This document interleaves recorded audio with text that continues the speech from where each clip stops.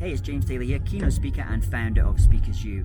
Today I'm in Quito, Ecuador, where I've been doing a series of speaking engagements across the country.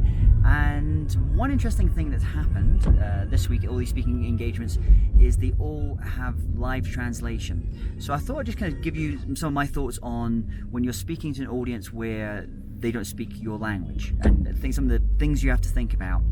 The first, the obvious one, is you have to speak a little bit slower, because you're going to have either someone doing live translation or then sequential translation. The two differences are that in this case, all the events I was speaking at, they had two interpreters there. Someone that was interpreting my English into Spanish, and everyone had, about half the room would have headphones on and they could hear the interpreter speaking my words in Spanish. And then the other way, when we do Q&As, I had someone that was interpreting me from the Spanish into the English, so I needed a pair of headphones on during the Q&A sections as well.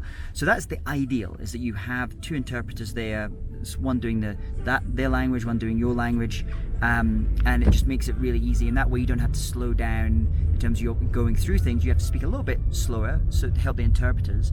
If you are doing it with live translation, spend a bit of time just talking with the interpreters, talking through what you're going to be covering. Ideally give them all your slides, all your presentations. I have a lot of things written out, so I give them all of that. We talk about certain words that I have which are very kind of maybe European words that they might need to just think about how best to translate it, because some things don't translate as well. And that's it really, and then just get to know them, and they're going to be in your ear for the course of your speech if you're doing that. And then the second way is where you have the kind of sequential translation, where you speak and then you pause and then you let someone do the translation. I've done this in lots of different places, in Russian, people in Russian and all different languages. It's not my preferred way of doing things because it slows things down a lot.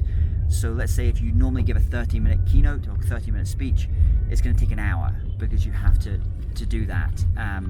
And so it's not the ideal. If you can, if the client can afford it, definitely get in live translation. It makes a huge difference. So there you go, my little tips for working with translators as a keynote speaker. Hope you found that useful. Take care. How would you like to get paid to travel the world to share your message and expertise? How would it feel to get paid $5,000, $10,000, or $25,000 to travel first class and stay in 5-star hotels in exotic locations? What I've just described is the lifestyle of international keynote speakers. And you can join me and over 100 of the world's best keynote speakers and speaker trainers as they reveal their secrets to becoming a better speaker and getting booked to travel the world as a professional keynote speaker. And best of all, as it's an online summit, you don't even have to leave home. Plus, it's not going to cost you a single dollar, euro, pound, ruble, peso, or yen if you sign up for the free pass at internationalspeakerssummit.com. You're going to receive access to never seen before video interviews with over 40 of the world's best keynote speakers. In addition to this, you'll get access to archive interviews from some of last year's summit guests. So in total, you'll be able to watch in-depth interviews with over 100 incredible speakers and speaker trainers.